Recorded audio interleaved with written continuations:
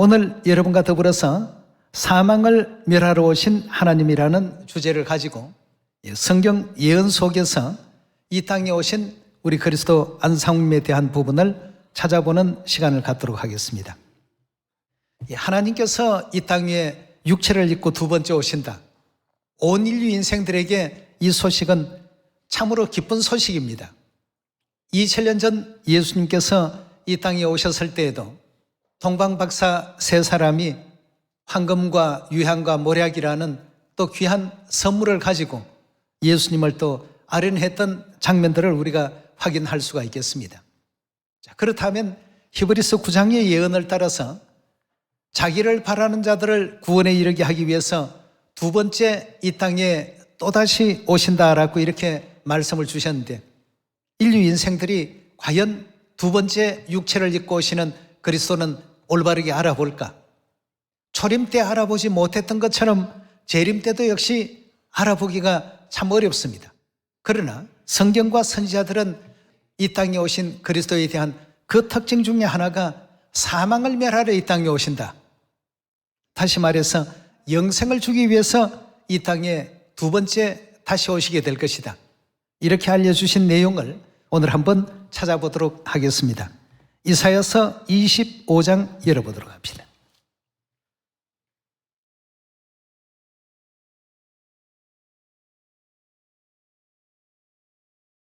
이사야 25장 6절의 말씀 보시면, 만군의 여호와께서 이 산에서 만민을 위하여 기름진 것과 오래 저장하였던 포도주로 연회를 베푸시리니, 곧 골수가 가득한 기름진 것과 오래 저장하였던 맑은 포도주로 하실 것이며, 또 이 산에서 모든 민족의 그 가리워진 면박과 열방에 덮인 휘장을 제하시며, 뭘 멸하신다고요?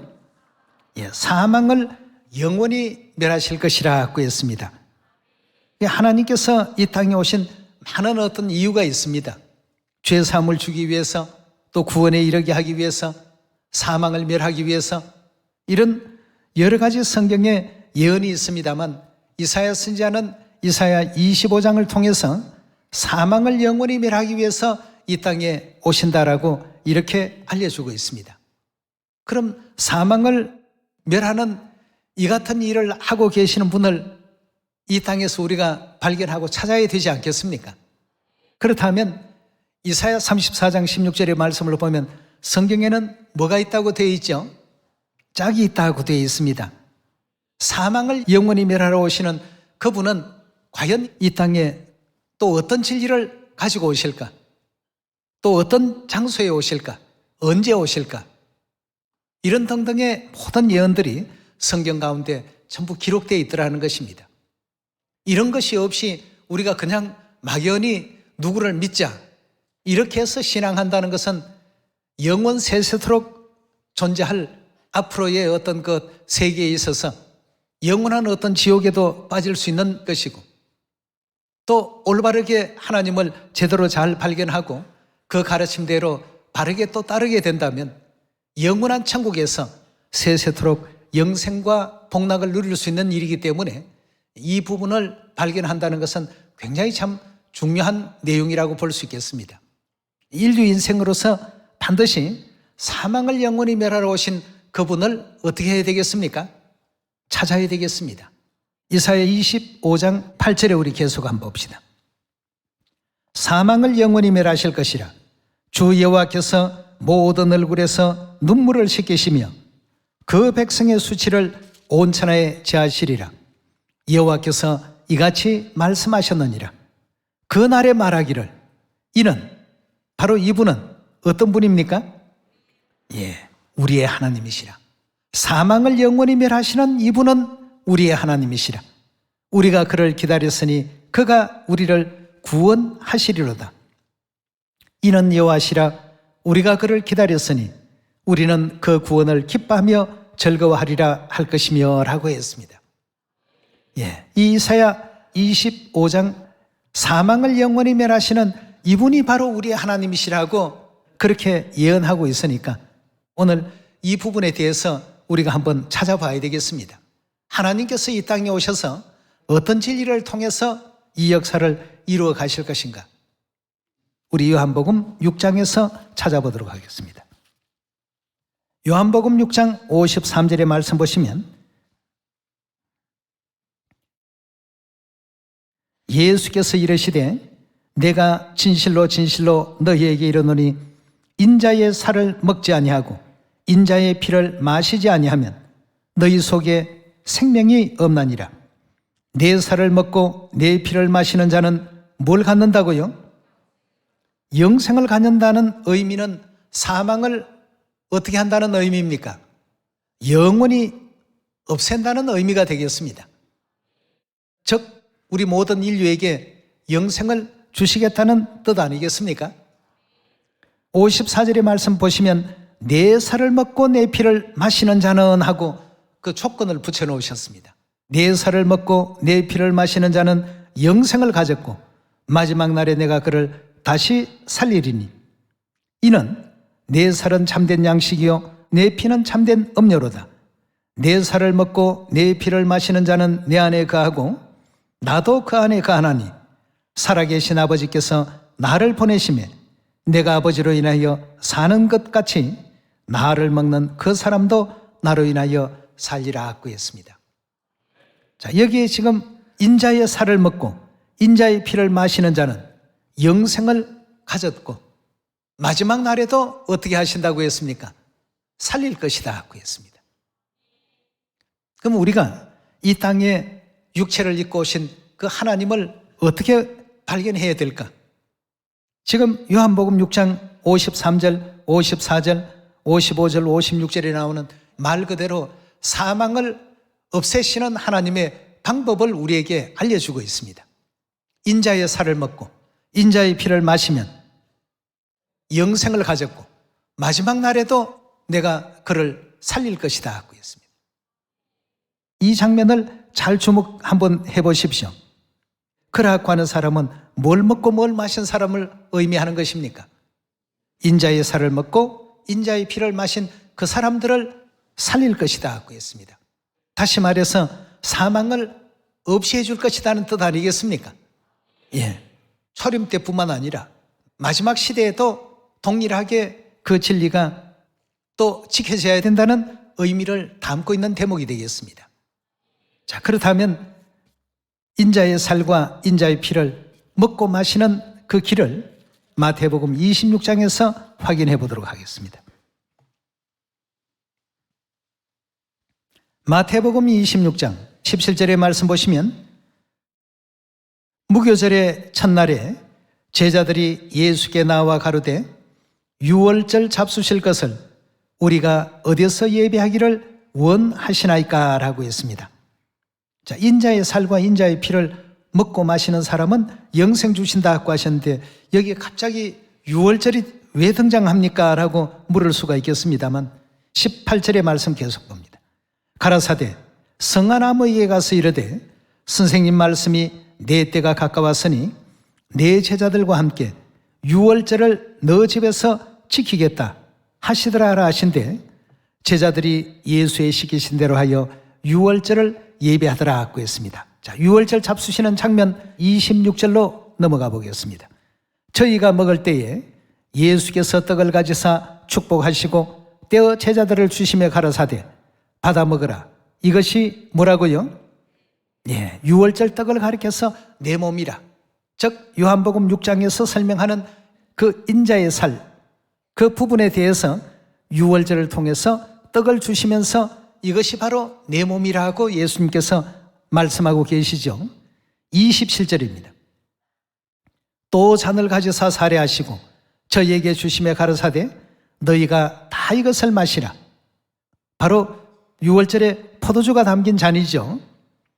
너희가 다 이것을 마시라. 이것은 유월절의 그 포도주는 죄사함을 얻게 하려고 많은 사람을 위하여 흘리는 바 나의 피 곧 언약의 피니라 하고 했습니다. 자, 유월절 떡과 유월절 포도주를 먹고 마시는 그들에게 어떤 약속이 주어져 있는 것입니까?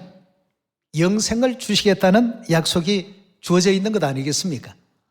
다시 말해서 사망을 영원히 멸하는 방법으로 하나님께서는 2000년 전에도 이 땅에 오셔서 유월절 새 언약의 진리를 세우셨고, 또 유월절 새 언약 진리가 이 땅에서 없어진 지 1700여 년 정도가 지금 지난 이 시간대에 우리 하나님께서 다시금 이 땅에 오셔서 잃어버렸던 새 언약의 생명의 그 유월절 진리를 회복해 주시고, 우리 모든 인류 인생들에게 다시는 사망을 당하지 않는 이와 같은 언약과 그 길을 일러주시고 가르침 주러 두 번째 오시게 된 것 아니겠습니까? 예. 1000년이 넘는 긴 세월 동안 유월절이라는 것은 이 땅에 존재하지도 않았고 지켜지지도 아니하였고, 유월절이 사망을 영원히 멸하는 진리라는 그 자체를 그 수많은 신학자들이 성경을 보고 살피고 연구해도 찾아내지를 못했습니다. 이유는 이 일은 누가 오셔서 해야 될 일이라고 되어 있습니까? 이사야 25장 말씀 가운데서도 이는 우리의 하나님이시라, 우리가 그를 기다렸으니 그가 우리를 구원하실 것이라. 이 사망을 영원히 멸하는 일은 하나님 아니고는 아무도 할 수 없는 일이기 때문에 말이죠. 우리가 성경에 기록되어 있으면 이 기록을 보고 누가 못할까 쉽게 생각할 수가 있겠습니다만, 그 쉬운 일을 그 누구도 하지 못하게끔 막아놓으신 분이 하나님이십니다. 예언의 인물이 등장해 그 모든 닫혀있던 예언의 문들을 열어주실 섭리가 하나님 뜻 가운데 계셨기 때문에 우리는 너무나도 쉽습니다. 그러나 이 쉬운 부분을 세상 사람들은 봐도 보지 못합니다. 들어도 듣지 못해요. 마음은 있다라고는 하지만 이해하지 못하고 분별하지를 못합니다. 이게 이제 참 하나님의 놀라운 섭리라고 볼 수가 있겠습니다. 예, 그래서 초림 당시에 이 땅에 오셔서 새 언약 유월절 진리의 제도를 세우시고 사망을 멸할 수 있는 이와 같은 그 길을 열어놓으셨습니다만, 원수 마귀는 AD 325년 니케아 종교 회의를 통해서 결국 유월절을 폐지시켜 버렸습니다.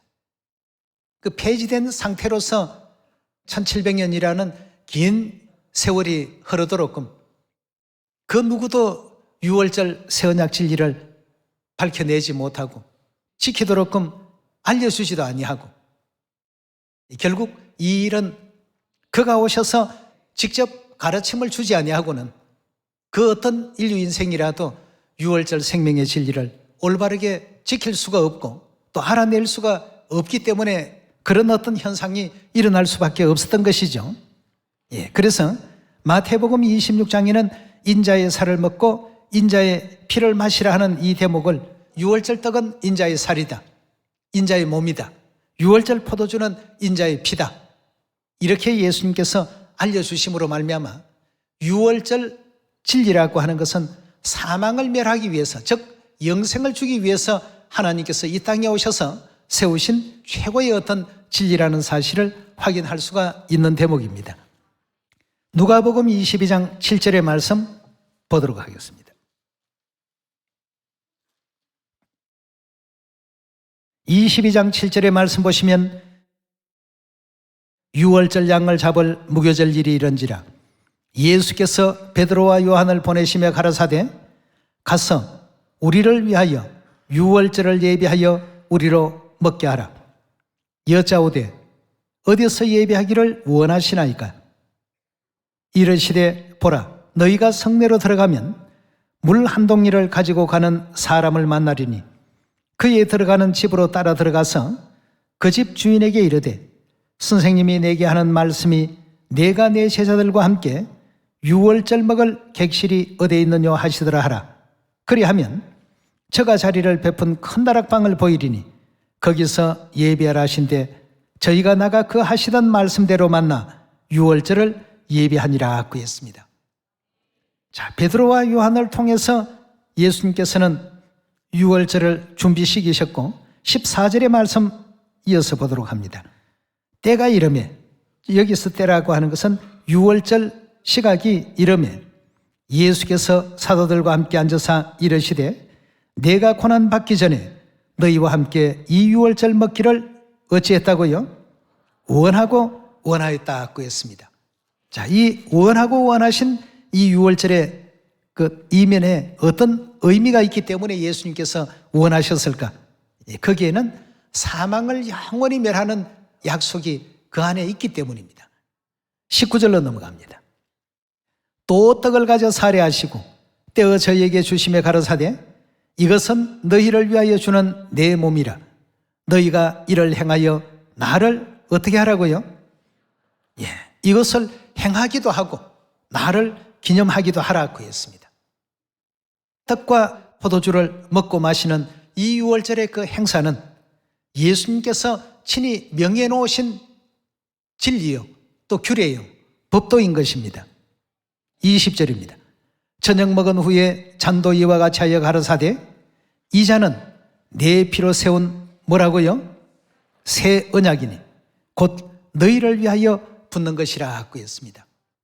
자, 이 유월절은 사망을 멸하는 이와 같은 진리로서 하나님께서 이 땅에 가지고 오신 굉장히 참 중요한 진리요, 새 언약이라고도 이와 같이 설명하고 계시는 가운데 있습니다. 자, 그렇다면 또 이사야 25장 6절에 오래 저장된 포도주를 가지고 사망을 영원히 멸하시는 그분이 다름 아닌 누구셨다고요? 이분은 우리 하나님이시다. 우리가 그를 기다렸다. 이렇게까지 이사야 선지자는 예언하고 있는 가운데 있습니다. 히브리서 9장 27절에 말씀을 보도록 합시다. 9장 27절입니다.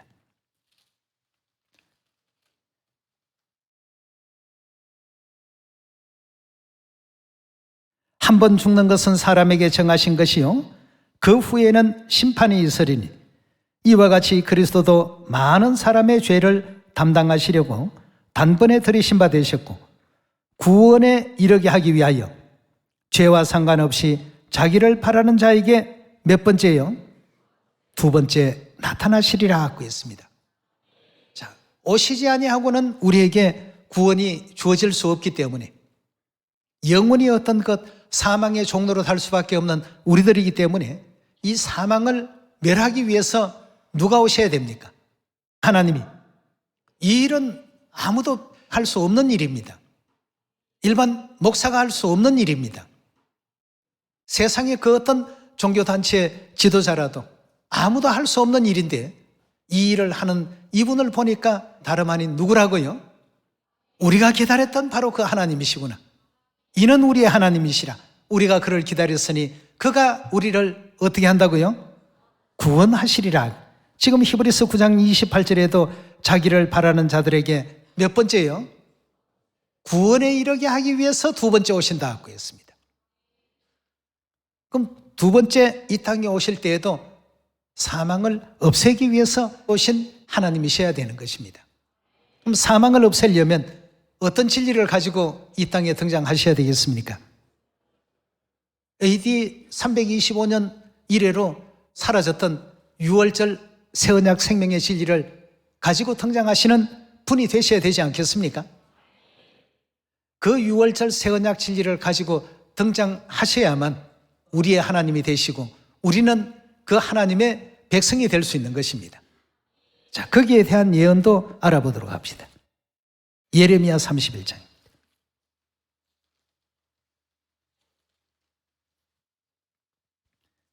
31장 31절의 말씀 보시면 나 여호와가 말하노라 보라 날이 이르리니 내가 이스라엘 집과 유다 집에 뭘 세우시겠다고요?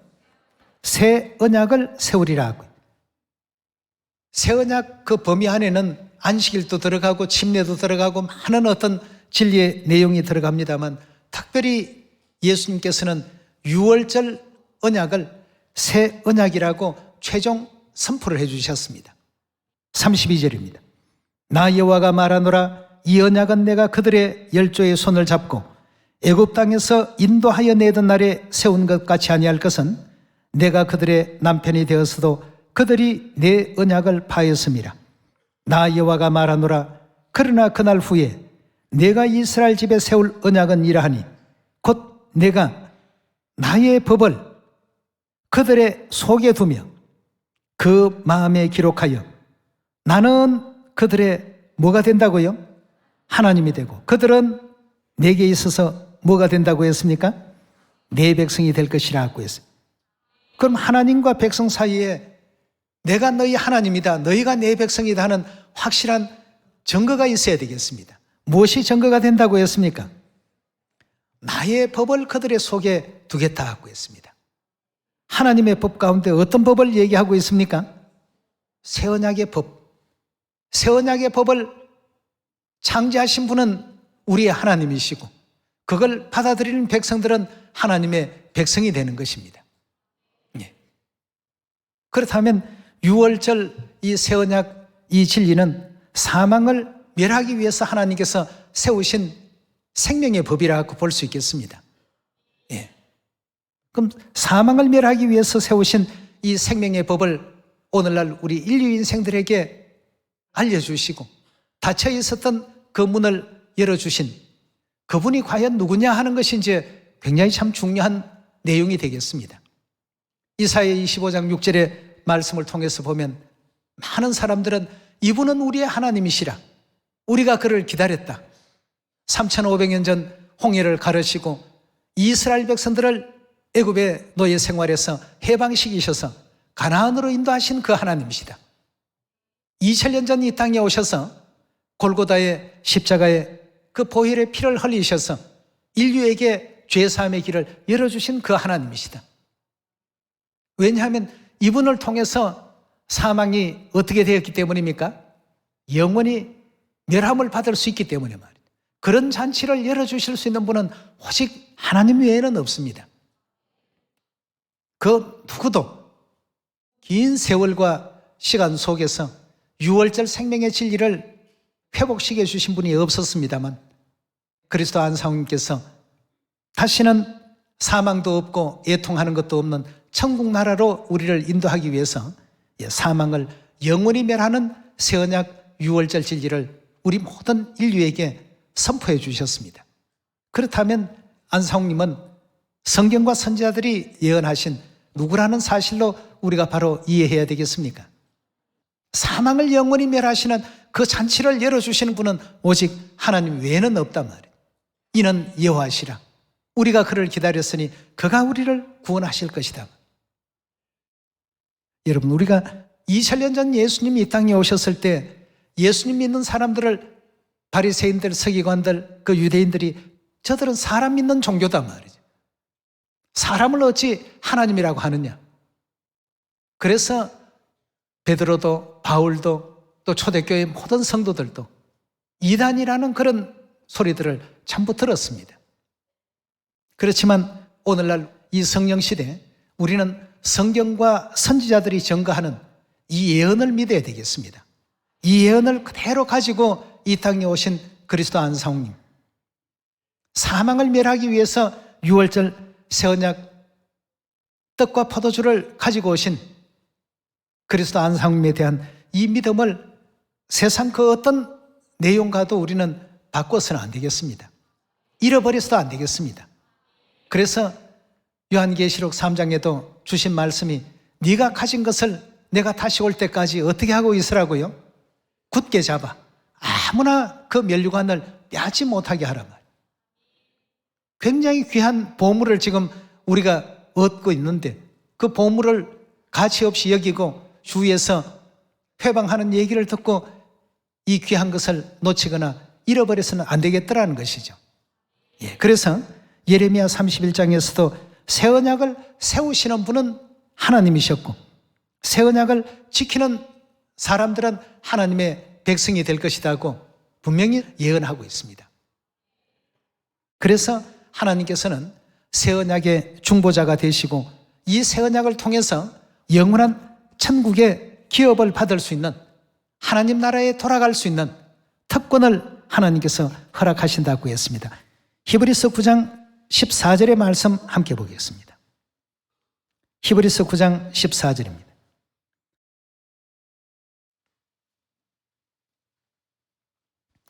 하물며 영원하신 성령으로 말미암아 흠없는 자기를 하나님께 드린 그리스도의 피가 어찌 너희 양심으로 죽은 행실에서 깨끗하게 하고 살아계신 하나님을 섬기게 못하겠느냐. 이를 인하여 그는 새 언약의 중보니 여기서 그라고 하는 것은 예수님을 가리키죠. 예수님은 새 언약의 중보니 이는 첫 언약 때의 범한 죄를 속하려고 죽으사 부르심을 입은 자로 하여금 영원한 기업의 약속을 얻게 하려 하심이라고 했습니다. 결국 새 언약 진리 안에 있는 모든 그 백성들에게 천국에 약속하신 그 기업을 다 받을 수 있도록끔 새 언약의 중보가 되셨고 새 언약 진리를 우리 자녀들에게 전파해 주셨고 지킬 수 있도록끔 이렇게 또 인도하신다는 바로 그런 예언이 히브리서 9장에 담겨 있습니다. 새 언약 말미암지 아니하고는 우리가 하늘나라의 기업을 받을 수 있을까요? 히브리서 9장의 말씀을 통해서 보면 이 중보의 어떤 은혜를 덧입지 못한 그러한 사람들은 결단코 영원한 천국에 이를 수 없다는 것을 쉽게 이해해 볼 수가 있겠습니다. 그럼 이런 가르침을 언제 와서 또 하시겠다고 하셨습니까? 미가서 4장 1절의 말씀 보시겠습니다.